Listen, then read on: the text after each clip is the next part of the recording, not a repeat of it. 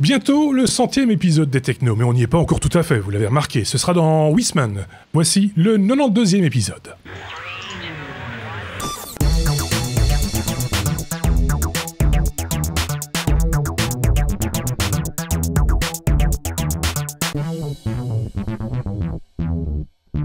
Et pour partager avec nous leur veille technologique, nous avons de ce côté, notre ami Marc. Salut Marc, et puis en studio, ici même, le retour de Xavier. Je pense que c'était rentré, Xavier, non? C'est pas ma rentrée quand même. Ah bon, je pensais. Non. Moi, je suis un petit peu en décalage par rapport à... Non. Bon, okay. J'ai raté l'épisode passé, mais c'est ça. Je suis là. D'accord. Moi, je l'ai vu depuis lors. Je l'ai vu en vrai de vrai. Donc, tout le monde s'est vu maintenant. Donc, il n'y a plus personne qui doit faire sa rentrée. C'est une bonne chose. Vous connaissez tout le monde. Si vous avez commencé à nous suivre au début du mois de septembre, vous connaissez tous les chroniqueurs. Pas de courrier des auditeurs aujourd'hui, juste qu'on va faire ce qu'on a dit la semaine dernière, c'est-à-dire de ne pas parler d'Apple, presque pas. En tout cas, pas d'aborder la lettre A. On va dire ça comme ça, hein, Marc. On s'est mis d'accord là-dessus. Il y a un petit bémol. Oui. Il y a un tout petit bémol, mais pas grave. C'est pas un bémol, c'est une surprise. Voilà. C'est la petite cerise sur le gâteau qui va faire plaisir à justement ceux qui aimaient. Enfin, ceux qui en avaient ras-le-bol d'Apple, cette news-là, elle devrait faire plaisir. Voilà. Et donc, si vous nous suivez depuis maintenant, vous n'avez pas regardé l'épisode précédent, on a un petit peu parlé d'Apple, un petit peu d'une façon longuette, même si dans les temps, c'était pas très long, mais c'était long à suivre. Donc, voilà, on évitera de recommencer ça une prochaine fois. Xavier. Oui, moi, je veux juste réagir. Je l'avais mis en commentaire, mais donc, clairement, dans l'équipe, je pense qu'on est à... Voilà, pour la majorité d'entre nous, on n'est pas pro-Microsoft, pro-Apple ou quelque chose. On a simplement chacun nos préférences, peut-être, mais... En tant qu'utilisateur, je pense pas qu'on soit pas... Je pense pas qu'il y ait des réels fanboys dans l'équipe, et voilà. On a nos utilisations. Je suis en mode troll pour l'instant. Voilà. Donc, je suis pas sûr parce que bon. On va pas parler des absents. Dans la majorité. Voilà. Non, c'est vrai. On a essayé de trouver. Enfin, c'est un petit peu mon rôle dans ce podcast, c'est d'essayer de garder l'église au milieu du village. Et voilà, des fois c'est un petit peu tendu, c'est un petit peu vif, mais bon, c'est comme ça. Qu'est-ce que vous voulez? Les commentaires sont là aussi pour vous, pour vous exprimer. N'hésitez pas à nous faire vos commentaires, nous apporter aussi, nous alimenter en actualité, c'est des trucs que vous voudriez bien ou nous mettre en alerte sur certaines choses parce qu'on ne peut pas tout suivre comme on a l'habitude de dire. Je rappelle que ce podcast, c'est un petit peu notre revue de presse à nous. C'est la veille de ces deux garnements. Qu'est-ce qu'ils ont vu cette semaine sur les réseaux, un petit peu partout. C'est la raison pour laquelle on vous donne également accès à toutes nos sources via lestechno.be. C'est notre site. Et puis également via informaticien.be. Voilà. Je pense que les choses sont dites. On peut attaquer notre abécédaire de la semaine avec la lettre A. Non, avec la lettre B alors. Ah oui, peut-être. Par exemple, BlackBerry. Ah oui, Marc, ça c'est la nouvelle de la semaine, pas plus tard que hier en fait. Hein. BlackBerry qui ne va plus fabriquer ses smartphones, c'est ça, hein? En gros, c'est ça, oui. BlackBerry avait quand même... ça faisait longtemps que ça sentait le sapin pour eux. Mais il n'avait pas déjà dit ça oui, c'est comme je fais mon comeback 25 fois. Non, je ne sais pas. J'avais vu passer des rumeurs comme quoi ils allaient annoncer un truc, comme quoi ils allaient annoncer des restructurations, comme quoi ils allaient annoncer des changements opérationnels. Et bon, pas mal d'analystes avaient jumpé sur le truc en disant « Ah, est-ce que BlackBerry ne ferait pas un changement radical ?» Ben si, c'est fait, effectivement. À l'occasion de la présentation de leurs derniers résultats financiers, ceux pour le deuxième trimestre, ils ont fait l'annonce qu'ils vont se séparer définitivement de leur division hardware afin de se concentrer exclusivement au développement de logiciels. Et donc en fait, la partie hardware va être revendue à un consortium indonésien apparemment, qui est baptisé BB Merah Putih. À vos souhaits. Tout à fait. Et donc, ce consortium va être concrétisé sous forme d'une co-entreprise qui aura des liens avec BlackBerry et qui sera chargée de concevoir, de fabriquer et de distribuer les appareils qui porteront la marque BlackBerry avec les logiciels de sécurité du groupe préinstallés. Mais ce qui veut dire qu'à la base, la transition, ne va pas se faire immédiatement. La transition, par contre, on risque d'avoir des forts impacts en termes d'emploi, comme c'est toujours le cas dans ces cas-là. Et puis, ce qu'il y a aussi, c'est qu'on ne sait pas, et là, c'est la grosse question que se posent tous les analystes, c'est que quand on regarde la descente aux enfers de BlackBerry ces dernières années, est-ce que cette ultime pirouette va permettre à BlackBerry de relever la tête ? parce que dans un premier temps, on n'attend même pas ce que les nouveaux téléphones embarquent les avancées matérielles qui faisaient l'avantage de BlackBerry, c'est-à-dire les puces de cryptage, les puces de sécurité. Là, tout va être fait au niveau soft et finalement, BlackBerry n'aura plus les avantages qu'il avait avant au niveau compétitif par rapport aux autres ténors du marché. Tout ça dans la perspective d'un recentrage d'activité, mais tout ça aussi avec en filigrane le fait que BlackBerry, depuis 4 ans, perd de l'argent et continue à en perdre. Au dernier résultat, ils ont annoncé une perte de 8 millions. Voilà. Qu'est-ce qu'ils vont faire alors? Avec quoi? Comment vont-ils gagner leur vie? Je vais essayer de parler en français.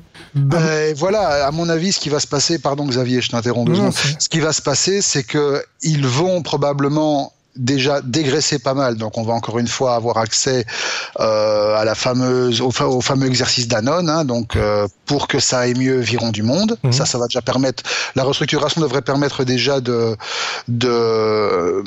sauver quelques dollars. Ensuite, le fait de réinjecter toute la partie hardware dans une nouvelle structure devrait se faire contre espèces sonnantes et trébuchantes, ce qui devrait permettre logiquement de faire grimper la trésorerie. Et pour le reste, je suppose que les logiciels de BlackBerry dans le matériel de Bibi Meraputi, désolé, je ne m'y fais pas, permettra probablement de se faire avec des injections de licence, avec d'autres éléments extérieurs. Il y aura probablement des partenariats. Tout ça censé rafraîchir l'aspect financier de la chose. Selon la formule consacrée des technos, à suivre, hein, parce que là, à ce niveau-ci, j'y crois plus trop. Oui, c'est ça, quoi. Voilà une marque qui a perdu de sa superbe. C'est un peu largement, oui. Et ils viennent de loin, pourtant. Ils viennent de loin.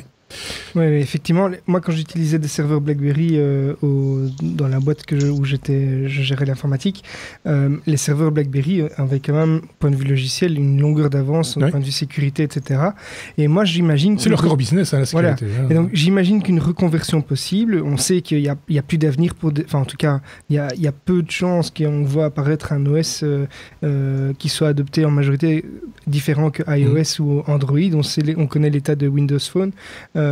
Et donc moi je pense qu'une possibilité ce serait qu'ils développent par exemple une solution utilisable sur Android ou iOS, mais dans le cadre des entreprises réellement, et qui permettent le même niveau de sécurité ou la même gestion, parce qu'il n'y a pas que la sécurité, il y avait aussi la facilité de gérer le contenu, d'effacer à distance des choses. Ça se fait déjà avec Microsoft ou d'autres solutions, mais ils pourraient très bien revenir à l'attaque avec des solutions comme ça, purement logicielles, quoi. Marc? Justement, ça va être le cas, vu qu'ici, dans le cadre de partenariat avec bébé machin chouette, ça va être un accord de licence pour l'installation des logiciels de BlackBerry sur les appareils Android. Je me demande si ça veut pas dire BlackBerry, mais en indonésien, ton truc. Bébé. Non, la boîte, c'est Bibi Meraputi. Oui, ça veut dire ça. Bon, je te crois. BlackBerry. Moi, je te crois. On verra pour la suite, effectivement. On peut passer à la lettre C, si vous le voulez bien. C'est comme catastrophe. Alors, quelle est cette catastrophe? Quel sens peut-être ces catastrophes, Marc? Ça commence avec Yahoo, par exemple. Oui, et là, c'est la première cata. Alors, c'est un truc, de nouveau, c'est pas récent. Enfin, c'est pas récent. La news n'est pas de toute première fraîcheur. Elle a maintenant une dizaine de jours. Elle avait d'abord commencé par des rumeurs et des chiffres qui ont gonflé, jusqu'au moment où est arrivé à l'estimation définitive. Yahoo s'est fait pirater à peu près 500 millions de comptes. C'est énorme. C'est que ça. Mal. En même temps, ils s'en foutent, ils ont été revendus. Non, je déconne. Tu sors. Donc, l'intrusion remonterait en fait à fin 2014. Et alors serait, ça c'est la grande théorie, l'œuvre d'un acteur soutenu par un État. Alors pourquoi est-ce qu'ils sortent ça? Bon, au-delà du fait que, effectivement, Yahoo s'est fait hacker, tout le monde s'est fait hacker. Ils se sont fait manger 500 millions de comptes, Il n'y avait pas de moyen de paiement derrière, il n'y avait pas de numéro de carte de crédit, il n'y avait pas de mot de passe, il n'y avait pas de protection particulière, c'était les coordonnées de base des comptes constituants, donc le nom, prénom, éventuellement l'adresse, etc. Ça n'allait pas plus loin, ça a été prouvé. Par contre, là où l'information est intéressante, c'est qu'il faut la mettre en relation avec une autre information qui est en train de faire le tour du web pour l'instant. Information qui provient d'un expert assez renommé en matière de sécurité réseau, je ne reviens plus sur son nom, qui a publié il y a quelques semaines un papier qui a fait un mini-scandale dans le milieu, qui dit que quelqu'un avec des moyens énormes, serait en train de tester la sécurité et la solidité d'Internet. On est bien d'accord. J'avais évoqué ça la semaine dernière à mi-mot, parce qu'on n'avait pas beaucoup d'informations à ce moment-là. Oui. Non, alors effectivement, on commence à voir différentes informations qui filtrent à droite à gauche. Ça reste très vague, très élusif. Le type en question, quand il déclare ça, tu sens qu'il s'abrite un petit peu en disant « mais je peux pas en dire trop, sinon je vais me terminer avec les pieds en béton au fond d'un canal, le truc du genre. Ouais. » Mais effectivement, il y a eu une recrudescence, et alors c'est à mettre en exergue, c'est à mettre en relation aussi avec une news que Xavier va nous présenter un petit peu plus tard. Il y a eu une recrudescence des attaques, mais des grosses attaques. Ici, on parle quand même de trucs avec des attaques de déni de service de plusieurs terabits. C'est des trucs monstrueux, juste des trucs qui mettent n'importe quel site au monde par terre en 2 minutes. Et ces attaques ont été vraiment ciblées tant en cible stratégique qu'en taille. C'est-à-dire vraiment, on a commencé par des petites attaques, des trucs qui ont grimpé, vraiment pour éprouver la solidité. Et derrière ça, il y a des choses qui sont plus inquiétantes dans la mesure où les cibles comprennent quand même, par exemple, les sites des sociétés qui gèrent les serveurs racines d'Internet.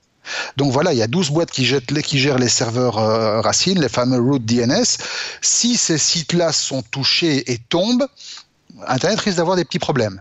Et donc, voilà, le monsieur en question, l'expert, il faudra qu'on retrouve son nom, l'expert dit que ce genre d'attaque demande des moyens et une infrastructure qui ne peut venir que d'un État. Alors, à l'heure actuelle, on évoque la Chine, on évoque la Russie. Il y en a même qui ont évoqué la Corée du Nord, mais après maintenant... on a écarté ça. Ils n'ont que 28 sites, voilà. Ils ont mis tous leurs ressources, qu'ils ont mis tous leurs ressources à la création de leur Netflix, à la gloire de Kim Jong-un. Voilà. Bon. Donc, c'est probablement pas eux. Mais il y a certainement, effectivement, quelque chose qui se passe pour l'instant. Alors, il y en a d'autres qui ont accusé la CIA. Enfin bon, voilà. Alors que c'est Mr. Robot, en fait. Alors que c'était Mr. Robot. Petite parenthèse. La personne qui a pigé la fin de Mr. Robot, écrivez-nous. Saison 1. Non, la 2. La 2, d'accord. Oui, je sais, on assume parfaitement. Mais celui qui a regardé et qui a pigé, merci, s'il vous plaît. Moi, j'ai hâte d'attaquer la saison 1. Donc pas de spoil. J'ai un peu de retard, donc pas de spoil, merci. Donc voilà. Okay. Toujours est-il que pour l'instant, Yahoo est en train de s'en manger encore une belle. Par contre, ce qui peut lui être dommageable, c'est qu'ils ont quand même attendu 2 ans avant d'avouer la chose. Oui. Fin 2014, fin 2016. C'est ce que je voyais ressortir un petit peu partout. Alors, d'abord, une boîte de cette ampleur, c'est un petit peu. Il faut se rendre compte que c'est Yahoo quand même. Pour certains, Internet est né avec Yahoo, ou Yahoo est né avec Internet. Il y avait Alta Vista avant. Et certains sont nés après Yahoo aussi. Et il y en a même qui sont nés après Yahoo. Donc c'est un petit peu, pour s'imaginer, pour nos contemporains, c'est un petit peu comme si Google on sait qu'il y a 2 ans, ils ont perdu la moitié ou les 3/4 des comptes Gmail, par exemple. Je dis pas de bêtises. Non, c'est du genre. C'est du genre. Donc voilà, c'est quand même énorme. Et donc, ils nous annoncent bien 500 millions de comptes. Attends, à la grosse louche, ça fait 1/16 de la population mondiale, quoi. C'est incroyable. Enfin, il y a des doublons. Oui, mais enfin, quand même. Oui, mais quand même, effectivement. Et donc, c'est quand même, c'est incompréhensible. Et il n'y a pas de mots pour ça. Ça pourrait expliquer le prix du rachat. Ça peut expliquer plein de choses. On passe à la suite et on reste avec la lettre C comme catastrophe, Marc. C'est une autre catastrophe. Oui, mais sauf celle-là, elle va paraître très très légère quand même. Alors, est-ce que vous connaissiez avant ou maintenant Tiangongwan? Il vient avec des termes. Alors déjà, il n'arrive pas à les prononcer. Si, Tiangongwan. Il demande ça parce que je suis jaune. Franchement, je vois pas le rapport. Quoi. Je ne comprends pas quel rapport. C'est pas raciste. C'est une station spatiale chinoise. Et franchement, moi, avant d'être tombé sur l'article, je ne savais même pas que la Chine avait envoyé une station spatiale. Bah moi non plus. Tiens. Si. Voilà. Et ben, non seulement maintenant on le sait, mais en plus on risque de l'avoir de près, parce que la Chine a annoncé de manière un peu embarrassée qu'elle a perdu le contrôle du module qui est en haut, là, depuis plusieurs mois. La bébête est en haut depuis 2011, dans le secret le plus total, voilà. Mais depuis plusieurs mois, la Chine a perdu le contrôle et le truc est en train de tourner, et de tourner avec une spirale, qui est plus en spirale, voilà, jusqu'au moment où Voilà. Et pas de bol, ça va tomber sur la Maison Blanche. Et pas de bol, voilà, on sait pas trop. Alors la question est de savoir est-ce que ce truc est réellement hors de contrôle. Alors l'aveu vient de personnes qui ne sont pas officiels, bien entendu, mais qui apparemment sont relativement proches de l'agence spatiale chinoise, en tout cas suffisamment pour que leurs déclarations soient prises avec le plus grand sérieux.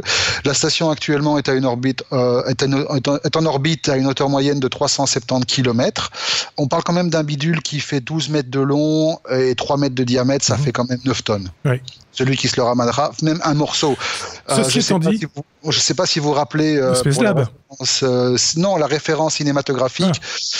Dead Like Me, l'excellente série début des années 2000, l'héroïne mourait quand même en se prenant la toilette de Soyuz sur la tronche. Oui. Voilà, voilà. Ok, mais justement, à ce propos, parce qu'il y a quand même des cas avérés de chute de stations spatiales.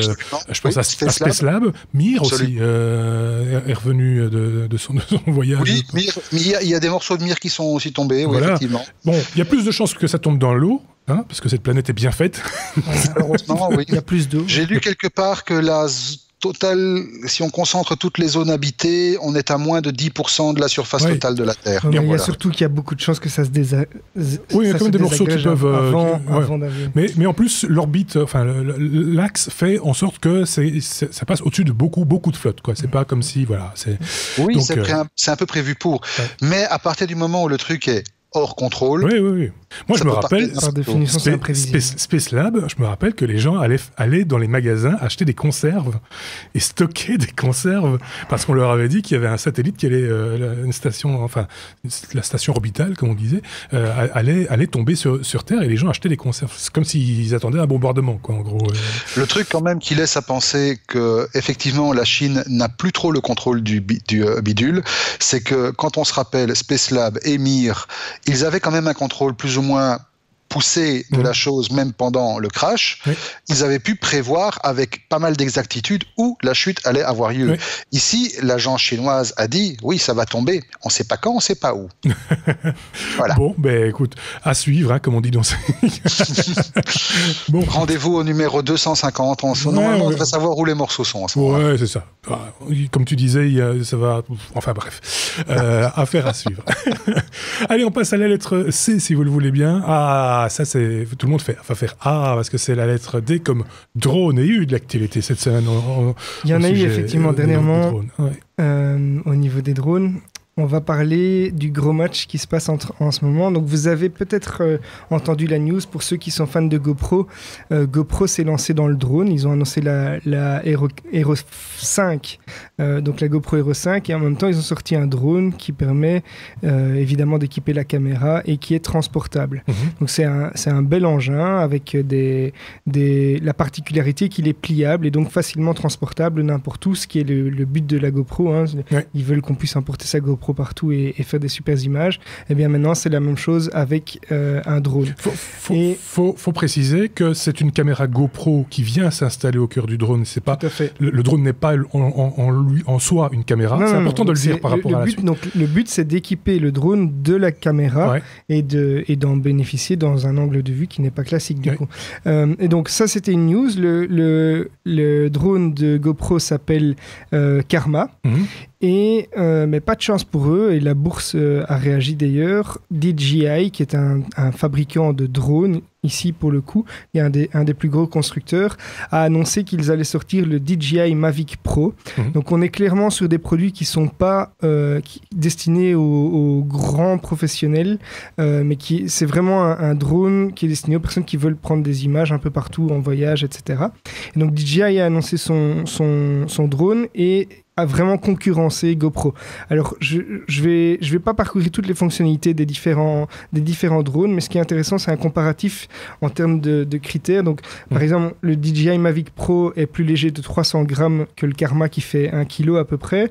Les dimensions pliées du Mavic, donc de DJI, c'est presque la moitié pour certaines dimensions que le GoPro. Donc, ça facilite vraiment... À la présentation, il l'avait mis dans sa poche revolver, mais il a beaucoup de place dans sa poche revolver. Voilà, mais donc, pour info, donc le DJI fait 83 x 83 x 298 mm, alors que la plus grande longueur au niveau du GoPro Karma, c'est 356 mm. Donc c'est quand même une grosse différence quand on parle de drones qui sont transportables. Alors le Mavic Pro est légèrement plus rapide, il fait 65 km/h contre 56 pour le GoPro. On a une distance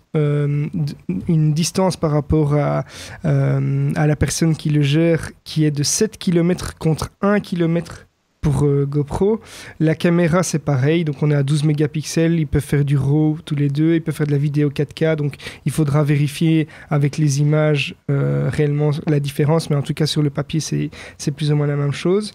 Alors au niveau des stabilisateurs d'image, puisque ce sont des drones, il y a beaucoup de vibrations, ils sont équipés de stabilisateurs qu'on appelle des gimbals, et ces gimbals sont identiques à 3 axes pour les deux, mais l'amplitude est de nouveau plus importante pour le Mavic, donc on peut imaginer une stabilité encore améliorée pour le DJI.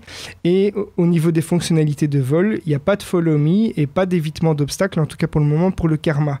Ce sont des différences quand même importantes. Au niveau du prix, on est à $749 sans la télécommande pour le Mavic. Quand je dis sans télécommande, c'est parce qu'on peut le piloter depuis un smartphone. Et au niveau du Karma, on est à $799, mais qui n'est pas équipé de caméra. Donc il faut rajouter $500 pour l'Aero 5 Black par exemple. Et donc on a clairement la balance qui penche d'un côté, en tout cas sur le papier. Alors il y a quand même un truc qu'il faut préciser par rapport à la version GoPro, c'est que on achète deux accessoires en un en quelque sorte. On a un drone clairement, mais on peut aussi isoler le gimbal, le stabilisateur. Ah oui. On peut l'isoler pour le mettre l'avoir à main. Donc ça c'est vrai que c'est un plus pour les gens qui ont une GoPro, ils peuvent prendre le stabilisateur et c'est vraiment, ça fait des images d'une qualité. Donc ça c'est vraiment une différence que je n'ai pas repris dans mon comparatif, mais tu fais bien de le soulever. C'est un gros avantage pour le... On a deux accessoires en un en quelque sorte. Donc c'est vraiment un gros avantage. Donc là, ce dont parle Marc, c'est vraiment un stabilisateur qui va stabiliser en 3 axes la caméra, et donc vous avez une petite caméra GoPro qui est transportable et qui est stabilisée, donc quand vous la portez à la main ça ne se voit pratiquement pas, il n'y a pas de vibration, donc ça c'est vrai que c'est un gros point pour GoPro. Mais moi le point que je trouve impressionnant par rapport à la version comment je sais pas, Mavic, c'est ça, Mavic Pro, le G-Mavic, oui. C'est son autonomie. Tu en as parlé, mais c'est assez impressionnant. Sa vitesse de pointe, parce qu'il peut faire office, entre guillemets, de drone sportif, comme on dit maintenant. Ah oui, tout à fait. Oui, parce qu'à 63 km et des chics, c'est quand même c'est déjà pas mal. Et alors, la distance, les 7 km, ça, c'est très impressionnant aussi. Ça, pas avec le smartphone. Par contre, c'est avec 7 km, on est clairement hors législation. Complètement. Parce qu'en Belgique, en Belgique, on est obligé de les avoir à vue. Donc, mais je le vois sur mon écran. Oui, mais justement, le truc qui m'a tué, moi, avec la Mavic, c'est que à côté de ça, il commercialise également un casque en réalité virtuelle qui est capable de capter un flux Full HD à 7 km. Oui, c'est ça. C'est juste hallucinant, ce truc. Oui, non, c'est très très bien foutu. C'est une performance hallucinante. Et donc... donc oui, tu l'as vu. Voilà. Et donc il revient... Alors l'autre truc aussi que j'ai trouvé fantastique, parce que j'ai lu beaucoup de trucs là-dessus cette semaine, effectivement, le truc extraordinaire, c'est que quand il décolle, le Mavic, il fait une photo de l'endroit où il décolle. Plusieurs, ou plusieurs qui gardent en mémoire. Et quand il revient de manière automatique, parce que sa batterie va être à plat ou parce qu'il a perdu le contact avec la personne qui le pilote, il va venir atterrir au centimètre près à l'endroit d'où il a décollé. Il fait du geofencing. C'est incroyable. Ça marchait déjà bien avec le GPS. Moi, j'ai un drone qui fait ça. Effectivement, si par exemple ma télécommande tombe en panne, eh bien, le drone va venir tout seul se ranger. Mais il se sert du GPS pour revenir et puis après pour le GPS, même si c'est très précis, franchement, on est à moins d'1 mètre de précision. Mais avec une image en plus, c'est vrai que là, on peut atteindre le centimètre. C'est très impressionnant. Enfin, l'appareil est très... Enfin, j'ai regardé plein de vidéos de gens qui ont eu l'opportunité de le tester un petit peu avant tout le monde, qui avaient aussi, pour être honnête, qui avaient testé aussi la GoPro. Ce qui en ressort un petit peu de ce que j'ai pu voir des tests des gens qui ont testé les deux, c'est qu'entre les deux, leur cœur balance. Mais il y a quand même un historique derrière. Et DJI a déjà emporté le cœur, entre guillemets, des fans de drones, enfin des gens qui sont intéressés pour faire des belles images avec un drone. Ils ont déjà l'expérience du Phantom 4 et donc ils ont peut-être plus confiance dans mais même s'il fait DJI est un fabricant de drones. Clairement, ils ont l'avantage sur le papier par rapport aux spécifications de drones, mais c'est vrai que j'avais pas relevé ce point-là à mon sens. GoPro, qui est un fabricant de caméras, a le gros avantage ici du transport et d'avoir, voilà, vous achetez, c'est vrai que c'est une solution qui est aussi utilisable. Je pense qu'il y a du côté drone. Donc à boire et à manger des deux côtés. Ça peut convenir au public différent. Donc même si, voilà, les caractéristiques de DJI, si on s'attaque à un drone, sont vraiment devant, s'il n'y a pas photo. Voilà, pour quelqu'un qui souhaite juste faire de la prise de caméra, de vue. Moi, j'ai vu GoPro reste intéressant. C'est des prises de vue, c'est de la 4K. J'ai vu des prises de vue avec les deux d'ailleurs. Ouais. C'est voilà. Enfin, GoPro, je suis pas étonné parce que voilà, on connaît le. Il y a le positionnement de la caméra aussi sur la GoPro qui est un petit peu différent des autres pour éviter justement d'avoir les battements d'hélice. Il y a ça avec le Phantom 4 par exemple, où de temps en temps on voit des flop dans les coins des images. Ça vignette un petit peu parce que la caméra est dans un axe qui fait qu'elle peut avoir des ombres.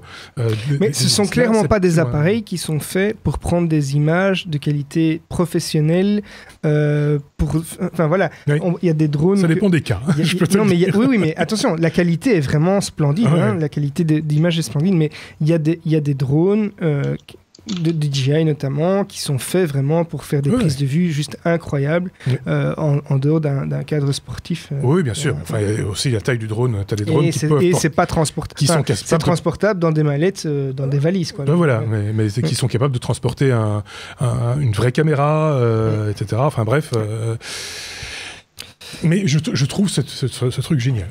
Voilà. Je tiens à le préciser. $1500 pour le DJI, $1500 full option avec les batteries de secours et le. Donc DJI, on est à $1000 avec la télécommande, mais une seule batterie. Oui, avec le kit complet, c'est 1500, je pense. Oui, si vous prenez deux. Il y a deux batteries, plus je sais plus quoi d'autre, le sac, un bandoulière, etc. Ouais. Et je pense qu'ils ont. Ça reste accessible, hein, honnêtement. Il y a des gens qui peuvent se permettre ça pour leur loisir. Bon, c'est un jouet qui coûte très cher, donc c'est pas le jouet que vous allez offrir à enfant, mais c'est un jouet pour adultes. Voilà, où les professionnels en sport outdoor et tout ça, ils peuvent se faire plaisir avec ce genre de solution. Oui, parce que ça, on va pas le répéter ici, mais ça a les fonctions d'un Phantom 4, c'est-à-dire le suivi, le follow me, hein, donc il est capable de reconnaître une forme, une personne, etc., de le suivre, de garder son axe dessus, il est capable de prendre en mémoire des mouvements de caméra, donc il y a moyen de s'amuser, quoi, vraiment. C'est assez incroyable. Marc, tu voulais rajouter un truc, peut-être? Non, moi, je me dis qu'un truc pareil, pour franchement celui qui a envie de se faire plaisir, effectivement, bon, faut déjà les avoir, les $1000, mais pour quelqu'un qui a envie de se faire plaisir et qui a vraiment l'utilité, moi, je pense, j'ai des copains qui font des prises de vue aériennes pour des reportages, pour des clips, pour des trucs comme ça. Franchement, c'est génial comme appareil. C'est abordable, c'est franchement pas hors de prix, et un truc pareil sera relativement vite amorti. Oui. Moi, je pense aux équipes de news, par exemple, qui vont, imaginons, il y avait une manifestation aujourd'hui à Bruxelles. Vous envoyez une équipe de journalistes, ils ne sont pas obligés de partir avec un camion pour non, ils envoient 3 drones, ils décapitent tout le monde. C'est par exemple. Mais voilà, et ils reviennent avec des images superbes. Et voilà. Mais moi, je pense qu'il y a un avenir là-dedans et la qualité y est. Donc, Mais on rappelle que pour aller à 1 kilomètre, hein, si on parle du GoPro, il faut un permis. Oui. Enfin, il faut une licence. Oui, ou de bons yeux. Alors, ou le casque de réalité virtuelle. Ou le casque de réalité virtuelle qui est plutôt utilisé, rappelons-le, pour justement du vol sportif. Hein, pour, voilà. Mais c'est impressionnant, vraiment. 63 km/h. Ça décapite bien. Ça décapite bien. Du vert, du rouge, du bleu. On passe à la suite, si vous voulez bien. Ça, c'était vraiment la news de la semaine pour moi, hein, personnellement. Et on y reviendra, à mon avis, parce qu'il y aura plein de choses à dire autour de ça. La lettre E, si vous le voulez bien. E comme, on m'avait mis espace, mais ça pourrait être aussi E comme Elon Musk, par exemple, si je ne dis pas de bêtises. Exact. Hein, c'est qui s'y colle? C'est moi. Ah, c'est toi, ok. Donc, Elon Musk. Donc, ici, on va pas faire le concours de qui est la plus grosse, un news, mais je crois que c'est vraiment une des news, en tout cas, qui était à retenir cette semaine. Oui. Elon Musk a annoncé lors du 67e congrès astronautique à Mexico. Astronautique, pardon. Donc, à Mexico, qu'il voulait coloniser Mars. Oui. Et la news, c'est qu'en fait, il veut pas coloniser seulement Mars, mais il veut vraiment faire de l'être humain une espèce multiplanète, puisqu'il veut même coloniser plus loin que Mars. Et donc, ce qu'il a dit, c'est que en fait, on a le choix. Soit on attend qu'il y ait un événement d'extinction de masse sur Terre, soit on colonise d'autres planètes. Alors, il explique, par exemple, qu'il veut coloniser dans un premier temps Mars, et puis Encelade, qui est un satellite de Saturne. Et il explique pourquoi Mars, puisque en fait la planète Mars n'est pas trop loin et pas trop près du Soleil. Donc c'est pour lui logiquement la planète Mars. Ben on sait qu'on a déjà envoyé des appareils dessus.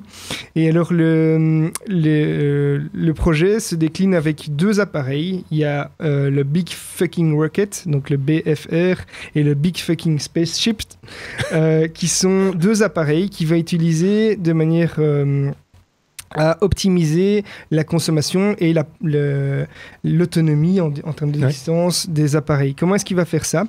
Donc le booster va être réutilisable et c'est pour ça on a vu beaucoup récemment le projet SpaceX avec des fusées qui réatterrissent. Et donc le but ici, c'est qu'il va prendre une fusée avec la navette d'abord qui va équiper une centaine de personnes, donc une centaine de passagers. C'est déjà une grosse sucette, hein, ça. Voilà, oui. Il a montré d'ailleurs une déclinaison des fusées. Bon, on est dans la plus grosse. Hein, donc, ce qu'il va faire, c'est qu'il va envoyer dans l'espace cette planète avec le booster. La navette va se séparer, va rester en orbite. Le booster va revenir. Et le booster va revenir atterrir et immédiatement sur son pas de tir. Voilà, et immédiatement après, ils vont l'équiper d'un nouveau vaisseau qui là va servir à contenir le carburant. Les bûches. Le carburant. Et donc c'est là qu'il y a un avantage, c'est qu'on sait que le carburant est très, très fort utilisé pour arracher les fusées de l'attraction terrestre. Et donc ici, l'avantage, c'est qu'ils vont pouvoir repartir avec un conteneur de carburant assez important. Ils vont équiper ensuite la cabine en électricité avec des panneaux solaires qui vont déployer pendant le transport. Et le trajet est, selon la distance qui sépare Mars de la planète Terre, devrait être compris entre 80 et 150 jours, ce qui est pour moi vraiment très très court. C'est son plan évidemment, donc on n'est pas dans... Ici c'est un projet, hein, comme il avait fait pour Tesla. Je vais poser la question à Marc parce que lui c'est ça, la distance la plus courte, hein, parce que c'est comme la trajectoire est elliptique, il y a forcément une longue et une courte distance, la plus courte entre Bruxelles. Alors, je ne l'ai pas. Je ne l'ai pas par cœur, mais je sais où la trouver. Et de toute façon, je vais te dire, ça va dépendre grandement du moment du départ, bien sûr. Puisque tout ça bougeant effectivement. Alors, il faut choisir le bon moment. Il faut choisir la bonne fenêtre de lancement. Et alors, la distance la plus courte est de 54 millions de kilomètres, la plus longue étant de 401 millions de kilomètres. Ça fait de la marche. Et tout ça en 80 jours. Donc c'est vraiment... Il faut arrêter de biberonner. Hein. Il faut arrêter tout de suite. Il fume, il boit, il passe, mais... Il a détaillé... Alors, si je peux rapidement faire un parallèle avec une autre news, si vous me donnez 2 secondes, je la retrouve. On te laisse chercher, parce que... Je l'ai. Ah, trop tard, désolé. J'ai un bon moteur de recherche. Il y a pas très longtemps, il y a une petite news qui est passée un peu inaperçue, sur un truc assez improbable qui avait fait marrer pas mal de scientifiques. C'était le moteur à propulsion électromagnétique, un truc que beaucoup de scientifiques décrivaient comme totalement impossible. Et récemment, en décembre de l'année passée, donc à l'échelle scientifique c'est assez récent, dans le American Institute of Aeronautics and Astronautics Journal, qui est quand même la référence aussi dans le domaine, on apprend qu'un ingénieur va envoyer un prototype de ce propulseur dans l'espace pour des tests grandeur nature avant la fin d'année. Et grosso modo, le moteur électromagnétique, c'est un moteur à micro-ondes qui génère une poussée minuscule, mais qui va croissant. Et surtout, c'est le premier moteur qui travaille en circuit parfaitement fermé. Autrement dit, au niveau physique, il y a une impossibilité de base. Parce que la manière dont le moteur fonctionne, on ne va pas rentrer dans les détails parce que c'est quand même relativement complexe, la manière dont le moteur fonctionne va à l'encontre d'une loi fondamentale de la physique qui est la loi de conservation de la quantité de mouvement. Ce qui est généré doit sortir, il y a dû avoir un équilibrage entre les deux. Donc en bref, pour qu'un objet puisse se déplacer, il faut qu'il prenne appui sur quelque chose. L'énergie dégagée doit être absorbée, enfin voilà, ce sont des équations complexes, mais c'est jouable. Ce moteur ne le fait pas. Et ce moteur permet en fait de bouleverser la manière dont on va se déplacer dans l'espace si le prototype fonctionne de la manière attendue par ce fameux scientifique. Pour l'instant, c'est purement théorique. C'est purement théorique, mais les tests réalisés en laboratoire laissent à penser que le truc se comportera comme attendu. Et si c'est le cas, c'est le genre parfait de moteur qu'on peut utiliser pour des vols interplanétaires à longue distance, notamment celui de Mars. Parce que à terme, parce que petite poussée, progressive, grande vitesse. D'accord. Ok. Et puis bon, faut pas oublier qu'à côté de ça, Elon Musk va aussi travailler avec un autre type de propulsion, qui est la propulsion par voile solaire, qui lui s'appuie sur des voiles de plusieurs dizaines, voire centaines de kilomètres de large, de surface, qui vont recevoir des poussées de photons émises par les flux lumineux venant du Soleil. Et même si ça a l'air de rien d'avoir des poussées de particules ponctuelles, quand on imagine la masse de radiation solaire qui se déplace dans l'espace, ça peut faire énormément de poussées. Et puis, il n'y a pas le même frottement. Hein. Non. Il n'y a pas le même frottement. Et puis, de nouveau, on parle de ce concept où petite poussée, accrue, grande vitesse. Tu as parlé des radiations, etc. Ça, il n'a pas expliqué comment il allait protéger les gens des radiations. C'est un des points. Donc, on lui a d'ailleurs posé la question, est-ce qu'il ferait partie du premier voyage ? Il a dit... Les personnes qui vont faire partie de la mission, c'est monsieur, madame, tout le monde qui peuvent faire ça, qui ont des sous, puisque le coût, en fait, estimé, c'est $200,000 pour la participation. Donc la participation aux frais. Voilà. Maintenant, les frais, je ne sais plus si c'est 1 million ou 10 millions par personne, les frais réels. Je ne sais plus si c'est 1 million ou 10 millions de dollars par personne. Et il veut réduire ce prix à la fin, après quelques essais, à $100,000. Alors, autre point qui est... Donc, pour répondre à ta question, donc, il a dit qu'il n'allait pas faire partie du premier voyage. Il explique que les gens doivent être prêts à mourir parce qu'il n'a pas fourni la solution. Il est resté assez vague. Il ne rembourse pas, en fait.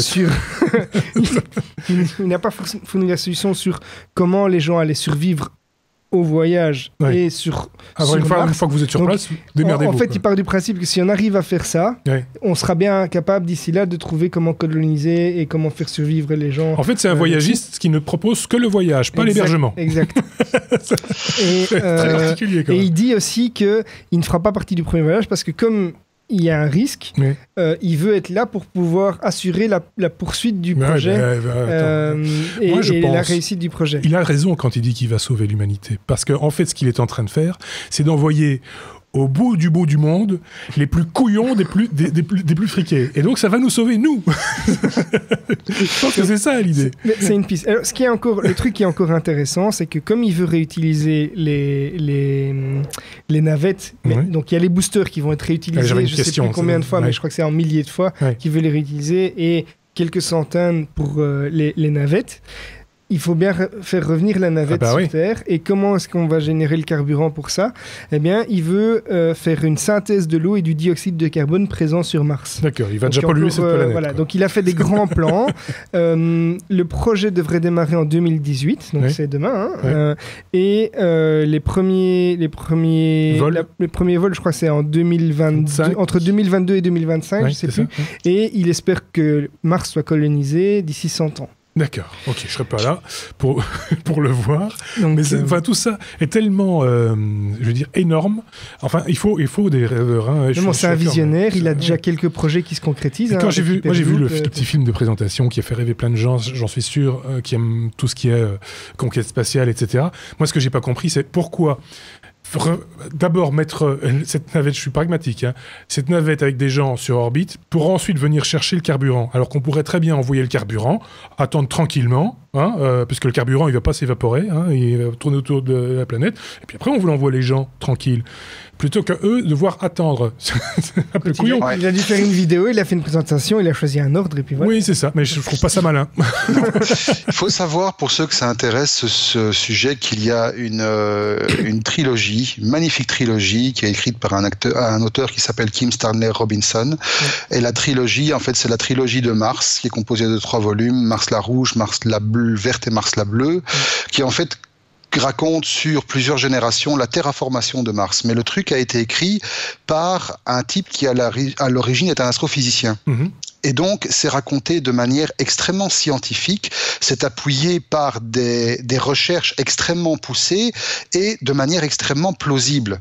Et d'ailleurs, cette trilogie a déjà servi de référence à pas mal de scientifiques pour imaginer la manière dont pourrait se dérouler une terraformation et une conquête de Mars. Et notamment, tu as soulevé le bon point, c'est l'ordre d'envoi des éléments, on va dire, dans l'histoire en question. Pendant des années, on a envoyé des fusées et des vaisseaux perdus qui larguaient du matériel, des bulldozers, des réserves de survie, des aliments lyophilisés, des abris prêts à être construits, etc. Et finalement, une fois que tout ça a été prêt, tout ça a été largué et prêt à accueillir une certaine population, on envoyait une centaine de personnes sur place, sachant qu'ils n'allaient pas revenir, avec la charge d'essayer de faire démarrer les choses. Franchement, si le sujet vous intéresse, lisez ce truc, ça vaut autant qu'un bon manuel scientifique. On en prend bonne note, Marc, merci pour cette référence. Il y a 2 films aussi qui ont fait parler, Interstellar et puis The Martian. Qui sont deux très bons films. Enfin, en tout cas, moi j'ai bien apprécié, quoi. Les deux étant totalement appuyés par des recherches scientifiques sérieuses. Interstellar avait quand même reçu l'aval enthousiaste d'une pointure comme Neil deGrasse Tyson, qui est monsieur astrophysique. Et The Martian répond de manière évidemment romancée à certaines questions qu'on peut se poser sur comment coloniser une planète comme Mars. Moi, je propose qu'on lance un nouveau podcast qui s'appellerait Les Astros. Non, mais c'est passionnant. Moi, c'est vrai que j'aime beaucoup tout ce qui est. C'est un truc qui me passionne, ça. Si le sujet vous passionne aussi, n'hésitez pas à nous le dire. On vous fera des hors-séries. Il y a moyen, vous avez de la matière, je pense, pour faire du hors-série, pour raconter des belles histoires. Moi, ça me passionne aussi. Donc, je suis preneur. Mais nous, on doit avancer dans les technos, évidemment, puisqu'on était à la lettre E comme espace. On passe à la lettre G, si vous le voulez bien. G retour sur comme Terre. Oui, pragmatique. G comme Google. Vieux truc débile. Google qui nous annonce un truc pour bientôt. Et on sait plein de trucs fancy. Quand Marc me fait une phrase comme ça, sans lien, sans source, sans rien, c'est qu'il veut vraiment faire du teasing. Non, je fais pas de teasing. Non, ce qu'il y a, c'est que Google, tout le monde le sait, la semaine prochaine a une grosse conférence. Et on ne sait pas trop ce qui va se passer. Mais étant donné que le web étant ce qu'il est, le web est le web, donc le fait que Google souffre un peu maintenant du syndrome Apple, à savoir qu'il y a beaucoup de choses qui ont filtré avant. Et donc, si on reprend un petit peu la liste de toutes les choses qui ont filtré, il y a quand même pas mal de trucs. Alors, tout ça a commencé par un teasing assez cryptique de la part de Google lui-même, où en fait, en faisant une recherche sur Google 4 octobre, puisque c'est la date de la conférence, vous tombez sur une page avec simplement le petit rectangle de la barre de recherche classique qui se déforme pour prendre la forme de la silhouette d'un smartphone. Et donc, d'un rectangle avec des coins arrondis. Voilà, on dirait un iPhone. Voilà, on dirait un iPhone de loin. Alors, on dirait un avion, mais sans les ailes. C'est pas assez pointu pour être un avion. À mon avis, il va pas voler bien. Ou alors, il faut lui mettre des hélices, style drone.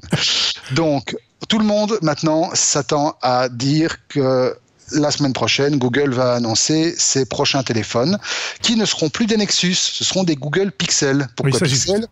Pour être en raccord avec la stratégie démarrée l'année passée où Google a sorti son premier laptop appelé le Chromebook Pixel. Pixel serait la nouvelle marque, la nouvelle déclinaison hardware de Google. Alors, il y aura 2 Google Pixel, un normal, petite taille, et un XL grande taille, comme il y avait eu le Nexus 5X et le Nexus 6P. Fabriqué par LG, non ? On ne sait pas. On ne sait pas. Ça reste encore le grand mystère. Certains disent LG, d'autres disent Huawei. Voilà, on ne sait pas. Ça restera encore. Toujours sait-on que Il y en a qui disent HTC aussi, voilà, on le saura. Moi, j'avais même entendu, mais ça s'est vraiment confirmé, qu'il y avait eu un projet à un moment qu'ils le fabriquent eux-mêmes. Oui, c'était effectivement une possibilité, mais voilà, ça reste du domaine du possible, on ne sait pas très bien. Donc, ce seront des appareils haut de gamme, l'un avec un écran Full HD, l'autre avec un écran QHD, dont... Voilà, on va pas revenir sur les détails techniques, ça sera aligné avec ce qui se fait aujourd'hui dans le monde Android. Ils embarqueront évidemment d'entrée de jeu Android Nougat, la dernière version. Et au niveau du pricing, ils devraient se positionner sur ce qu'on trouve dans un LG, dans un Samsung, non pas Huawei, ceux-là sont moins chers. Donc on devrait taper sur du $600-650 d'entrée de gamme. Oui. Voilà, ça restera du cher. Alors, à côté de ça, donc, il y aura la nouvelle version d'Android, la Nougat qui sera embarquée dedans, et peut-être une version encore plus récente, parce qu'on sera à la version 7.1. Et petite rumeur, cette version devrait abandonner un concept qui est cher aux utilisateurs Android, en tout cas au niveau de l'interface, c'est que le concept de tiroir dans les launchers, donc le tiroir, ce sont les petits sous-écrans qui permettent de regrouper différentes applications à partir de launchers, devrait disparaître pour être remplacé par autre chose. Quoi ? On parle d'un truc qui serait tiré en bas de l'écran, on parle d'un truc qui viendrait en Voilà, on n'en sait encore rien. En gros, les gens essaient d'imaginer. Toujours est-il que les rumeurs sont assez insistantes. It's a revolution. Voilà, it's a revolution. Voilà. Par contre, ce qu'il y a aussi, c'est que derrière ça, il y aurait une autre mise à jour qui serait incluse dans la dernière version de Google Nougat, d'Android Nougat. Ce serait le pré-lancement de Google Assistant, qui serait vraiment le pendant de ce qu'on pourrait attendre sur Android de Siri sur iOS. D'accord. Okay. Donc un vrai assistant avec une intelligence artificielle développée derrière et capable de reprendre des informations à la volée hors contexte, etc. Ils ont commencé avec le OK Google. Exactement. Ouais. Bon, OK Google, j'étais encore en train de discuter avec ma femme tout à l'heure. Je dis OK, le téléphone. C'est chiant. C'est chiant. Et puis tu es en train de parler, je n'ai pas compris ce que vous avez dit. Voilà. Oui, c'est ça. C'est juste chiant. Juste un petit mot à propos d'Android Nougat. Pour la petite histoire, ça va amuser nos amis français. C'est que le Nougat, la capitale Nougat, c'est Montélimar, et qu'apparemment des gens qui habitent la région avaient envoyé un message aux dirigeants chez Google qui en ont pris bonne note, et il va y avoir, je pense, un événement spécial à Montélimar au moment du lancement Ils ont parlé d'offrir une statue de Google Nougat, oui. Ouais. C'est rigolo. Ouais. C'est rigolo. C'est amusant. Voilà. Enfin, ça, c'était pour la petite histoire. Tu voulais rajouter un truc, Marc ? Oui, c'est pas fini, il y a encore des trucs. Il y a encore des trucs. Alors, de toute façon, c'est des trucs qui ont déjà filtré, mais soit. Alors, à côté de ça, il va y avoir un nouveau Chromecast. Un nouveau Chromecast. Alors, il y en avait déjà eu un il n'y a pas tellement longtemps. Il y en aura encore un nouveau, capable de diffuser du 4K. Oui. Voilà. C'est tout. Il y aura un nouveau Chromecast 4K. Voilà. À côté de ça, il va y avoir Alors, on ne sait pas si c'est une station connectée, on ne sait pas si c'est un routeur, on ne sait pas vraiment ce que c'est. Toujours est-il que Google devrait également sortir un appareil qui va se positionner comme concurrent direct de l'Amazon Echo. Vous savez, ce petit cylindre qu'on laisse traîner n'importe où et à qui on parle. Oui. Et lui réagit. Et donc, voilà, ça serait un truc qui permettrait également de répondre à des requêtes, mais qui, à terme, devrait se positionner comme entité centralisatrice sur tout ce qui est domotique. Intéressant à voir, bon, soit. Une espèce de HomeKit, quoi. Oui et non, parce que ça ferait également un routeur Wi-Fi à haute vitesse capable de créer des réseaux Wi-Fi maillés. Enfin, voilà, c'est un truc. Réseau étroit avec le Nest. Enfin, c'est voilà, exactement. Du Nest, ouais. Exactement. Donc voilà, tout ça, ce sont des choses qui sont pas très claires. Par contre, ce qu'on sait aussi, c'est que on pourrait voir arriver la sortie de bêta de Daydream, la fameuse réalité virtuelle selon Google, Google qui avait annoncé vouloir produire son propre casque de réalité virtuelle pour concurrencer Oculus Rift, pour concurrencer le Gear VR du côté Samsung. On devrait peut-être voir la première version physique du bidule le 4 octobre. D'accord. Et puis, derrière ça, il y a un projet un peu flou qui s'appelle Andromeda. Andromeda. Andromeda, ok. Andromeda. Et Andromeda, en fait, c'est un truc que Google traîne dans ses tiroirs depuis un certain temps, qui vise en fait à réaliser une fusion entre Chrome OS et Android. Et donc de partir sur un nouveau un nouvel OS qui va reprendre des éléments de Chrome OS, qui va reprendre des éléments de Android, qui va reprendre même des éléments de Android Auto, de Android TV, et qui va finalement produire l'OS ultime à la sauce Google qui pourrait être décliné sur tous les appareils, que ça aille de la nouvelle tablette, la fameuse Pixel C qui devrait être également présentée la semaine prochaine et que les analystes s'accordent à décrire comme le tueur de surface côté Google, que sur les Pixel téléphones, que sur le fameux petit routeur, que sur le fameux concurrent du Google, de Amazon Echo, que sur les Android TV. Voilà, ça serait la réponse de Google à la version Windows, Universal Windows Platform. Voilà. Ou la démarche que apparemment Apple est en train de réaliser avec une convergence de iOS, macOS, tvOS, watchOS, etc. Donc il y a un mouvement quelque part qui se fait chez les grands acteurs pour équilibrer un peu le truc. Prochaine étape, bon ça on sort du cadre prospectif de Google ici, mais j'ai déjà vu passer l'une ou l'autre news, c'est de la prospection plus qu'autre chose, c'est Facebook OS. Voilà. Est-ce que ça va arriver un jour ?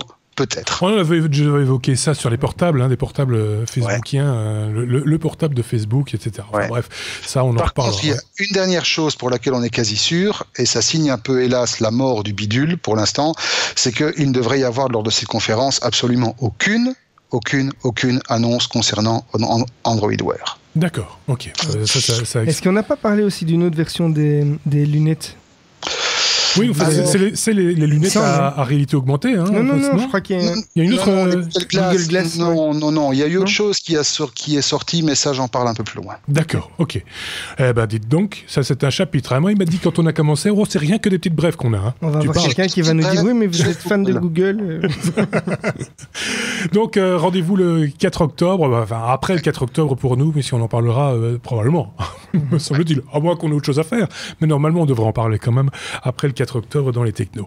On passe, si vous le voulez bien, à la lettre M, M comme Microsoft. Pourquoi pas, finalement, Xavier ? Voilà, alors l'annonce c'est qu'ils vont enfin lancer, donc 14 mois après le lancement de Microsoft Windows 10 qui avait une fonctionnalité qui s'appelle Hello. C'est cette fonctionnalité qui permet via des moyens biométriques de se connecter facilement, donc reconnaissance via la caméra, via les empreintes, etc. Ce qui nous a, super nouveauté. Nous absout de tout mot de passe. Oui, ça n'a rien de neuf. Moi je me connectais avec mon ancien laptop depuis tous les appareils que je connais. J'ai toujours utilisé mon doigt pour les mettre en route. Toujours. Voilà. Mais donc, ce qui est vraiment très étonnant, ce qui est vraiment très étonnant, c'est que alors que Microsoft est fabricant de hardware et même plutôt un bon fabricant, le matos qui est fabriqué par Microsoft a plutôt en général une assez bonne réputation, ils n'ont jamais vendu de matériel compatible Hello. Donc ça a toujours été intégré à d'autres fabricants. Et donc maintenant, 14 mois après, sur le Microsoft Store, on voit apparaître... magie, 3 lecteurs d'empreintes qui permettent de se connecter, qui sont compatibles Hello. Alors ce ne sont pas des grosses déceptions, ce ne sont même pas de l'équipement Microsoft, donc c'est juste compatible Microsoft. Oui, il y a juste leur marque dessus. Voilà, il y a 3... non, je crois même pas, c'est juste que c'est vendu sur le store. Donc, mais sur l'emballage, il y a un petit logo. Microsoft Hello, c'est compatible. Et donc, ce sont 3 lecteurs d'empreintes USB. Il y a le Sideswipe Mini, qui est un espèce de dongle sur lequel on vient glisser, swipe, j'ai même pas le mot en glisser. Donc, glisser son doigt. Il y a le Side Touch, qui est plutôt un lecteur comme on a sur les iPhones ou les Nexus 5, où vraiment on doit juste toucher pour se connecter. Et il y a l'Echo ID, qui est un lecteur de câble USB, donc plutôt pour les desktops. Donc un câble avec un gros lecteur. Ça va peut-être permettre dans certaines entreprises, par exemple, à se mettre à niveau et à remplacer le mot de passe par des petits accessoires comme ça qui seront pas très chers en plus, j'imagine. Moi j'ai quand même un souci, c'est que je comprends pas pourquoi il faut un matériel qui soit absolument compatible. Oui, il y a certainement des raisons de sécurité, mais je veux dire, des lecteurs d'empreintes, on en a depuis des années sur certains laptops. C'est une question de voilà, Marc fait des signes de pognon, portefeuille. C'est une question de licence, mais bon. question de licence, purement. Voilà, c'est juste ça. Et alors, donc, pour info, ces 3 lecteurs sont proposés à $40. Et de nouveau, une grosse déception, c'est que donc pour moi, les 2 grosses déceptions, c'est déjà, il a fallu attendre. Pourquoi est-ce que c'est pas Microsoft qui les fabrique et pourquoi c'est dispo que sur le marché US? Oui. Ah, en plus. Voilà. Oui. Donc, oui, c'est bizarre. C'est un truc pas très abouti, on va dire. C'est décevant, quoi. Je veux dire, voilà, ils ont eu le temps quand même de préparer Windows 10. Il n'y a rien de nouveau dans des lecteurs d'empreintes. Ça existe depuis des années, mais vraiment depuis très longtemps. Oui, alors ils se sont peut-être rendus compte que ça n'allait pas assez vite, que les fabricants traînaient peut-être la patte, que je pense à Asus, je pense à d'autres, etc., ne mettent pas systématiquement un lecteur d'empreintes sur leur matériel. Ils se disent, tiens, finalement, c'est vrai qu'il y a un parc de matériel ancien qui... Et il y a les webcams. Donc, Hello permet de se connecter avec une image, des webcams. Je dirais, il y a des webcams Microsoft ou depuis des années, spécial. Ça n'a rien de neuf. Ouais. Donc voilà, okay. Moi là je suis... Voilà. Ah, petite déception. Je suis déçu, ouais. Ça arrive, hein, qu'est-ce que vous voulez, être déçu. On peut passer à la lettre P si vous le voulez bien. Il y avait d'autres illustrations. Oui, on montrait les 3 lettres. Ah, ben oui, mais attends, pour ceux qui n'ont pas vu, on voit les trois lecteurs. Il faut tout dire. Attends un instant, parce que j'ai perdu mes fils. Voilà, on voit les trois lecteurs qui sont disponibles. Si vous avez les images comme ça, vous n'aurez rien perdu, les BioKey, hein, c'est ça. Voilà, et donc n'allez pas voir sur le site de Microsoft en Belgique, puisque vous ne les verrez pas. Voilà. P, on l'a déjà aperçu, P comme PayPal, c'est la suite de notre abécédaire. Tout à fait. Xavier, on parle de PayPal qui fait des transferts gratuits en Europe maintenant. Une petite news qui est plutôt sympa, là, pour le coup.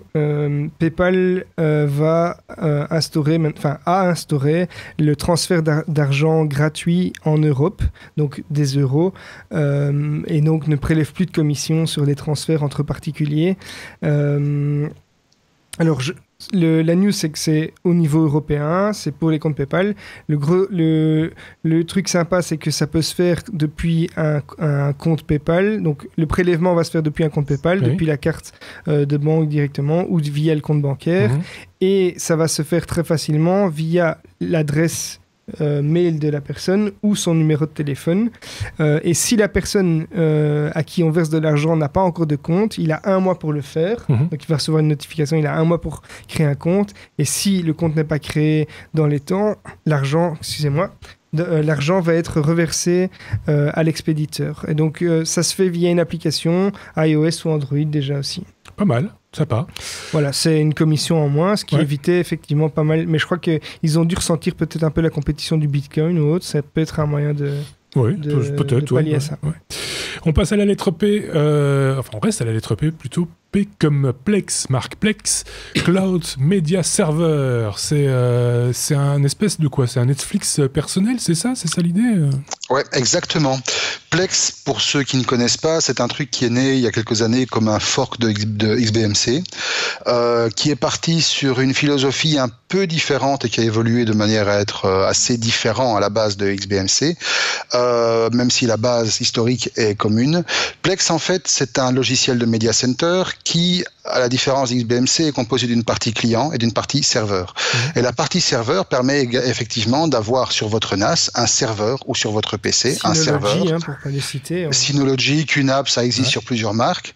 Un serveur qui va permettre de, alors non seulement taguer, cataloguer toutes vos vidéos de vacances, mais également de caster et de streamer et d'encoder les vidéos pour une diffusion remote. Donc, par exemple, le grand avantage avec Plex, c'est que si vous avez l'application pour smartphone ou pour tablette, à partir du moment où vous avez une connexion Internet, via un service de transcription DNS, le client est capable de communiquer avec votre NAS ou votre PC chez vous, même si vous êtes à l'autre bout du monde, et de vous envoyer les flux adaptés, compressés, encodés, etc. Alors ça, c'était jusqu'à aujourd'hui, mais ça impliquait que vous deviez avoir quelque part une machine qui tourne. Et une bonne connexion en upload. Et une bonne connexion en upload, voilà, puisque généralement, la majorité des connexions en upload sont généralement, voilà, elles sont bloquées chez nous à 8-10 mégas maximum pour de la Full HD ou pour de la 4K, ça sature un peu. Alors, ce que Plex a fait, c'est qu'ils ont passé un deal avec Amazon, et plus précisément avec Amazon Web Services, qui, eux, proposent, via leur service Amazon Drive, un stockage illimité. avec la bande passante des serveurs d'Amazon derrière. D'accord. Donc, c'est autre chose que nos 10 malheureux mégabits. Et donc, contre une redevance annuelle de $60, je pense, vous avez la possibilité de connecter votre compte Amazon et votre média serveur Plex. Et donc, vous uploadez tous vos films de vacances sur votre compte Amazon Drive et vous avez votre Netflix perso. C'est bien, il a été malin, il l'a joué finement. Oui. Parce que j'allais relever un point, il l'a joué très finement, il a parlé des films de vacances. Voilà. Parce que, voilà, il y a certaines personnes, pas moi, mais qui stockent sur leur NAS des films qu'ils ont téléchargés illégalement et qui pourraient vouloir accéder à ça. Et donc là, il y a une question aussi, c'est quid des droits, des droits et de la... Parce qu'il a quand même commencé en parlant de Netflix, je tiens à signaler. Non, mais il a parlé des vidéos privées, donc il a bien fait. Mais bon, voilà. Mais non, tout le monde sait que c'est pour les vidéos de vacances, c'est clair. C'est rigolo qu'Amazon Est-ce que je suis le seul à shooter 45 Tera de vidéos de vacances par mois? Et d'ailleurs, Plex a des fonctionnalités qui permettent de télécharger automatiquement les sous-titres, par exemple, de vos vidéos privées, bien entendu. Oui, parce que c'est bien connu. Il y a des gens qui tapent des sous-titres pour des vidéos privées. Ouais. Enfin bref. Petite question, Plex. L'idée, c'est que, imaginons, mes vidéos sont sur un NAS à la maison. La conversion dans le bon format, c'est moi qui l'a fait. C'est automatique. C'est le NAS. C'est le NAS. Okay. C'est le CPU du NAS qui tourne. Et ensuite, il s'agit de quoi? D'une synchronisation, une espèce de load balancing, en quelque sorte. Chaque fois que j'alimente mon NAS, il va aller se synchroniser et rajouter dans le cloud la matière qui n'est pas... Non, ici, l'idée, c'est vraiment que tu vas prendre le service Amazon comme NAS, en fait. C'est lui qui va être ton NAS. Donc je me sers de mon NAS que pour la conversion et le stockage local, quoi. Voilà. Et tu vas avoir une espèce de synchronisation entre les deux, j'imagine. Ouais. Je suppose. C'est pas encore très clair. De toute façon, pour l'instant, le service est uniquement disponible sur invitation et uniquement disponible auprès de ceux qui ont un abonnement PlexPass. Donc ça veut dire le truc payant haut de gamme. Le grand avantage en fait de ce système-là, c'est que ça réduit le problème des débits en transcodage. Tout le monde n'a pas un NAS avec un gros processeur capable de transcoder de la 4K à la volée. Ici, voilà. Et tout le monde n'a pas, comme disait Xavier, une connexion avec un upload de 40 mégabits. Ouais. Ok, ben voilà, un truc intéressant encore une fois pour ceux qui auraient beaucoup de vidéos de vacances, évidemment. On s'adresse aux niches, vous savez. Ah oui, on ne parle pas des torrents ici. Non. Mais pourquoi tu fais ça, des torrents? C'est très bien pour récupérer la dernière version de je sais pas moi, Raspbian ou bien... Moi, je le connais très bien, c'est André Torrent sur RTL. Et t'envoies beaucoup des sous-titres sur ton Raspbian. Ouh là là, André Torrent, parfois il fallait des sous-titres. Oui, bon, allez, on avance les petits gars, parce que c'est pas tout ça, mais il faut passer à la lettre S, et la lettre S, c'est très important. La lettre S comme sécurité, par exemple. Qui s'y colle à la sécurité? C'est Xavier, une fois de plus. On parle d'une attaque un petit peu particulière, on s'attendait pas à ça. Alors, donc effectivement, Marc en a parlé un tout petit peu au début. OVH a subi une attaque DDoS, donc de déni de service, de environ 1 TB par seconde. Je ne sais pas si tout le monde, les plus techniques entre nous évidemment comprennent, mais c'est vraiment gigantesque. Aujourd'hui, quand vous transférez des données d'un PC à un autre ou d'un serveur, on est rarement sur des terabytes par seconde. Là, c'est plus d'1 terabyte par seconde vers des serveurs. Donc, l'attaque de déni de service consiste à inonder les serveurs de trafic et donc de les rendre totalement inutilisables parce qu'ils sont juste saturés. Ici, ils sont saturés à plus d'un terabyte par seconde. Alors, OVH a quand même très bien réagi. Ils ont des protections en place et les protections ont pas mal fonctionné. Il n'y a que quelques sites qui en ont un petit peu souffert. Et c'est quand même une attaque record. Donc, c'est vraiment, en termes de débit, c'est vraiment une des attaques les plus importantes. De nouveau, qui? Là, Marc en a parlé tantôt. Je ne vais pas répondre à ça. Mais ce qui est original, ce qui fait vraiment le fait que cette news est assez intéressante, c'est comment ils s'y sont pris. Alors, comment ils ont fait ça? Ils ont en fait pirater des caméras. Donc, pour ceux qui ont des caméras IP, vous savez sans doute qu'elles sont protégées par un nom d'utilisateur, un mot de passe, mais souvent, ces caméras ne sont pas... donc, il y a beaucoup de personnes qui modifient pas, qui ne pensent pas, et qui, ils le branchent, ça marche, ils sont contents. Et donc, via des robots, on va pouvoir scanner toutes les IP, toutes les caméras, et profiter de cette faille de sécurité qui est que le mot de passe n'est pas sécurisé, ou via des malwares, si par exemple il y a d'autres failles de sécurité. L'idée c'est prendre la main sur les caméras. Voilà, donc ils prennent la main sur les caméras et ils ont réussi à utiliser 140 000 caméras simultanément pour pirater, pour faire cette attaque. Donc on avait entendu il n'y a pas longtemps qu'il y avait il y a même un site, ça avait été annoncé dans une news qu'il y avait un site qui exploitait et qui permettait aux gens de regarder les caméras, de toutes les caméras qui ne sont pas sécurisées. Tout à fait. Et bien ici, c'est une autre façon d'exploiter ces caméras, c'est de les utiliser pour attaquer. Ça pose la question au niveau sécurité, parce que si on peut le faire avec des caméras, on peut le faire avec n'importe quel objet connecté, j'imagine. Donc ça pose la question de la sécurité des objets connectés à terme. Enfin là, à terme, c'est maintenant. Mais c'est en tout cas, ça doit conscientiser les gens sur le fait que les objets connectés doivent être maintenus et sécurisés. Si on vous demande de mettre un mot de passe administrateur, c'est pas juste pour faire joli, ou c'est pas de la parano. Donc il y a quelques années, on se disait c'est de la parano de mettre un mot de passe différent pour chaque compte. Pas du tout, mais voilà, Yahoo, combien d'auditeurs parmi nous ont une adresse Yahoo? Maintenant, la sécurité, c'est l'affaire de tous et il faut vraiment la prendre au sérieux. Marc avait un truc à rajouter, peut-être Non, pas vraiment. Non, disons que la beauté du geste, qui est quand même assez remarquable au niveau geek, faire une attaque DDoS avec des flux de caméras IP. C'est pas mal. Respect quand même. Fallait y penser. Fallait y penser. Ouais, clairement y penser.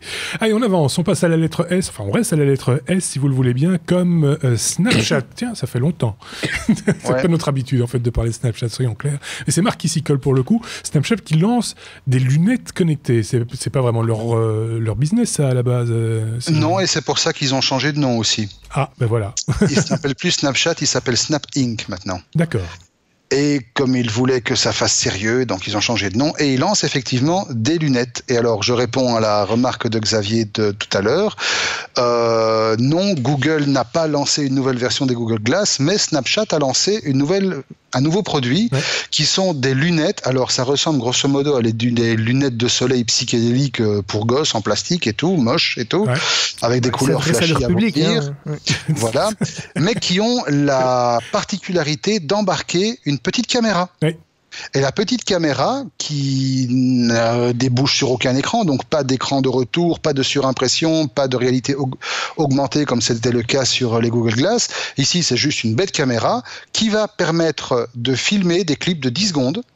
Donc c'est presque périscope, mais sur des lunettes, avec un angle de vue assez large, c'est du 115 degrés, donc ça permet de faire un pseudo grand angle. Et voilà, grosso modo, t'as une des paires de lunettes moches avec une caméra dans la branche, un petit bouton sur le côté pour les mettre en route, un anneau de LED autour pour te dire attention, je filme, et puis le truc est connectable sur smartphone pour balancer sur Snapchat, pour que tu puisses montrer à tout le monde à quel point ta vie est pourrie. Voilà. Enfin, ou la vie des autres, puisque tu filmes les autres. Oui, ça aussi. Oui, voilà. En essayant de ne pas porter de jugement, pour ceux qui n'ont pas l'image, les lunettes sont aussi belles que le logo de Snapchat. Voilà. Bien résumé. Ça me fait penser à un autre truc que j'ai vu. Alors, je sais qu'on a toujours dit pas de politique dans ce podcast, mais vous avez peut-être vu ça. La photo de Hillary Clinton lors d'une convention, de la fin de la convention. Elle est montée sur une estrade, elle fait des grands signes, c'est moi, et tout le monde la prend en photo. Oui, c'est à sa demande. Hein. En lui tournant le dos. C'est à sa demande. Oui, mais c'est hallucinant. Moi, ça m'a fait flipper, ce truc. En fait, dans sa campagne, parce que je pense que beaucoup de gens ont vu cette photo. Alors, c'est assez hallucinant parce qu'on se dit, mais où est-on tombé? Ces journalistes, ces soi-disant professionnels qui, tout d'un coup, se prennent en selfie avec la candidate au présidentiel. Et en fait, c'est dans sa campagne, systématiquement, comme tout le monde, chaque fois que quelqu'un vient pour demander un selfie, c'est devenu pas un running gag, mais un truc sympa qu'elle fait avec les journalistes volontiers, machin, ça. Ce qui énerve pas mal, par contre, les journalistes, entre guillemets vrais journalistes qui ont envie de poser des questions et qui n'ont pas les réponses qu'ils veulent parce que est occupé à faire un Snapchat avec quelqu'un. Et donc là, ils ont fait un Snapchat de groupe, c'est-à-dire que chacun a fait son Snapchat et la photo est juste hallucinante, hein, soyons clairs. Mais c'est à sa demande, entre guillemets, avec à la demande de son service de presse. Ouais, voilà, c'est dans sa politique, enfin sa stratégie de communication. Ils veulent tous paraître bien sympas maintenant. Tous, enfin, ça dépend. Non, pas de jugement. Pas de jugement, pas de politique dans ce podcast. On ferme. On parle pas de moumoute ici. Non, on parle de, par exemple, oh tiens, ça c'est bien dans notre genre, entre guillemets, on peut parler de Twitter, par exemple, puisqu'on est à la lettre T. Marc, on va parler de Twitter, qui serait en passe de se faire racheter prochainement. Oui, et si je vous dis que le prochain logo de Twitter, au lieu d'être un petit oiseau bleu, ça serait Donald Duck. Disney est sur les lignes. C'est vrai ? Disney est en ligne avec Disney est en ligne officiellement. Disney avec Google, Salesforce, Verizon et Microsoft. Moi j'ai entendu Google. Oui, ce sont toutes les sociétés qui apparemment ont un œil sur Twitter. Twitter qui va pas très bien. Mais ça c'est pas nouveau. Twitter qui depuis son lancement fait pas d'argent et perd des utilisateurs. Voilà, la croissance n'est pas top et donc Twitter a besoin de se réinventer. Et pour se réinventer, Twitter a besoin des moyens d'une société qui a les épaules suffisamment larges pour lui offrir ces moyens. Et donc voilà, Twitter serait sur le point d'être racheté. Par qui ? Par Disney, c'est incroyable. Et pourquoi faire ? C'est incroyable. Pourquoi faire ? C'est vrai. C'est incroyable parce que Disney, la cible, c'est plutôt, c'est aussi les parents. Donc c'est pas que les enfants. Ils ont quand même bien réussi à. Bon, on verra bien, c'est pas fait. C'est qu'un bruit pour l'instant, on verra. Mais je confirme qu'effectivement, ça pourrait paraître anecdotique, mais Disney est effectivement très intéressé par le rachat de Twitter, tout simplement parce que ça lui permettrait de rajouter, d'affiner toute une série de ses stratégies médias, notamment la partie web sur laquelle il pêche encore un peu. On n'aura plus des smileys, on aura des Mickey. Ouais, ça va être grave. Ça risque d'être assez rigolo. Enfin, ou pas. W. W comme Waze, s'il vous plaît, Marc, Waze. Alors là, c'est vrai, je reconnais, et je suis d'accord avec eux. Waze, ça marche bien. Moi, c'est tous les jours, je l'utilise. Ouais, mais enfin, même chose. Tant qu'ils ne me payent pas pour faire leur pub, je dis que c'est juste bien, si vous voulez. Donc, voilà. Par contre, la pub dans Waze, ça commence à devenir un petit peu envahissant. Ça peut devenir envahissant. Ceci étant dit, ça marche bien, mais alors, à Bruxelles, on en a encore quelques-uns d'ouverts. Enfin, on peut encore prendre quelques tunnels. D'ici 2025, on ne devrait plus en avoir un seul. Je sais, mais c'est pour ça que je dis pour l'instant. Donc, on a encore quelques tunnels ouverts. Et c'est vrai que dans les tunnels, on n'est pas les seuls à avoir des tunnels au monde, soyons très clairs. Dans les tunnels, ça marche plus du tout. Enfin, comme tout GPS, en gros. Il y a peut-être une solution. Comme tous les GPS, pas comme tous les GPS. Mais... Non, comme certains. Voilà. Sauf que, Waze a étudié une solution qu'ils sont en train de mettre en place dans 4 villes dans le monde. Cette solution, en fait, elle va se baser sur des petites balises beacon. Des petites balises Bluetooth à 25 € pièce, des trucs minuscules, qui fonctionnent en plus avec une technologie open source. C'est pas plus mal. Et ces balises vont être installées dans les tunnels à des distances de 20 à 30 mètres chacune, à une hauteur maximale de 4 à 6 mètres, donc à hauteur de plafond de tunnel, c'est très très bien. Le coût de déploiement est ridicule pour couvrir 2 km de tunnel, ce qui est déjà un grand tunnel. Il faudra une 50aine de balises, donc voilà, c'est un truc qui est tout à fait gérable. Okay, à l'échelle mondiale, ça va commencer à... Oui, mais bon, on rappelle, 25 € la balise, c'est rien. Et alors, ça fait quoi ? Simplement, dès que votre GPS, Waze en l'occurrence, rentre dans un tunnel, plutôt que de se gueuler qu'il a perdu la connexion avec le satellite, il va utiliser les relais Bluetooth, les beacons Bluetooth pour faire un maillage qui, lui, va relayer le signal du satellite et également permettre de se géolocaliser dans le tunnel à l'intérieur du réseau créé dans le tunnel. C'est juste génial et ça va enfin permettre de ne pas perdre ce foutu putain de signal au moment où vous deviez prendre le tournant qui est en plein milieu. Il y a déjà des GPS qui faisaient mais là on parle des GPS embarqués dans les voitures qui utilisaient en fait les informations prises par les roues. Oui, exact. Le compteur et la direction du volant. Qui estimait en fait la distance parcourue. Pour estimer ça, tout à fait. Pas mal aussi, c'est malin également. Moi, ce que j'ai un petit peu peur avec le système de Waze, même si c'est très intelligent, pas très coûteux, on est bien d'accord, etc., c'est qu'il y a un tas d'autres services que l'on perd dans les tunnels. Je pense par exemple à la radio. Bêtement, des choses aussi basiques que même en DAB, ça c'est clair. Il faut qu'il y ait des relais, pour que ça fonctionne, qu'il y ait un répétiteur entre guillemets qui va renvoyer le signal dans le tunnel. Répétité, oui. Pour répétiter, en gros. On est fatigué. Hein. Oui, c'est ça.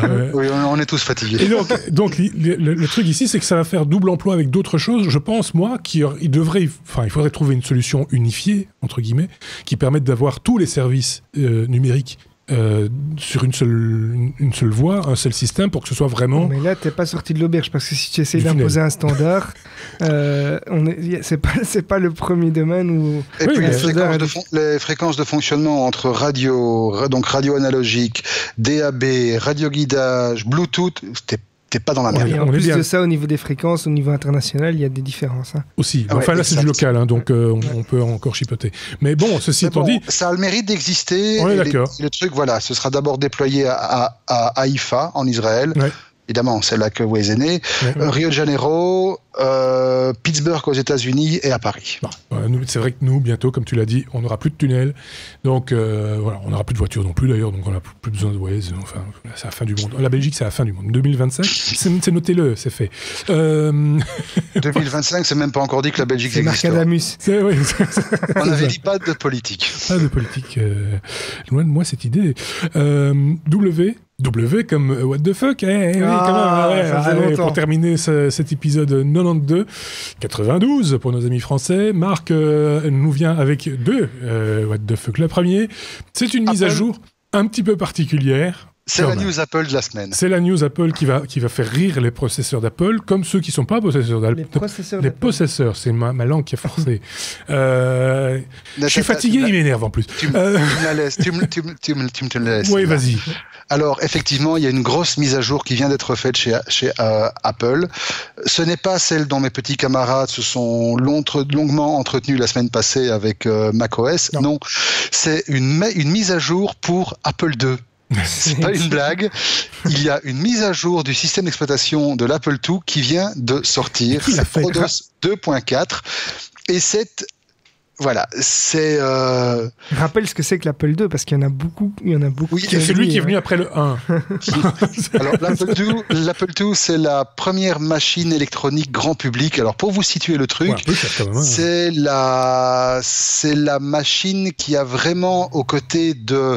Alors là, je fais vraiment appel à votre mémoire pour ceux qui ont vécu à cette époque-là, à côté du Commodore 64, à côté des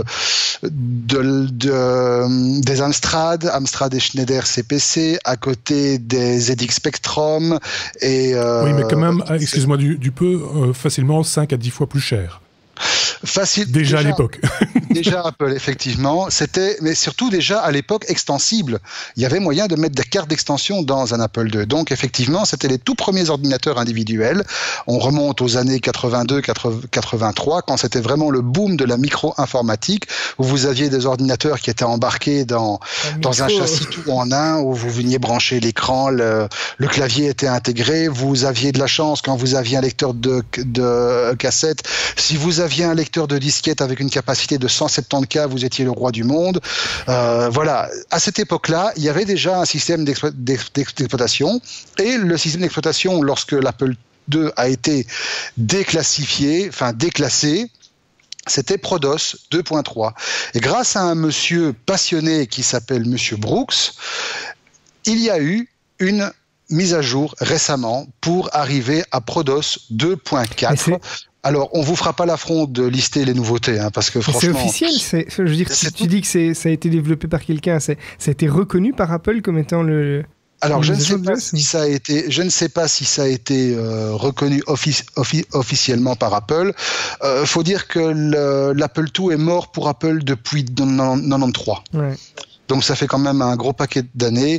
N'empêche qu'il faut saluer l'opiniâtreté d'un monsieur qui a réussi à faire évoluer ce truc autant d'années après.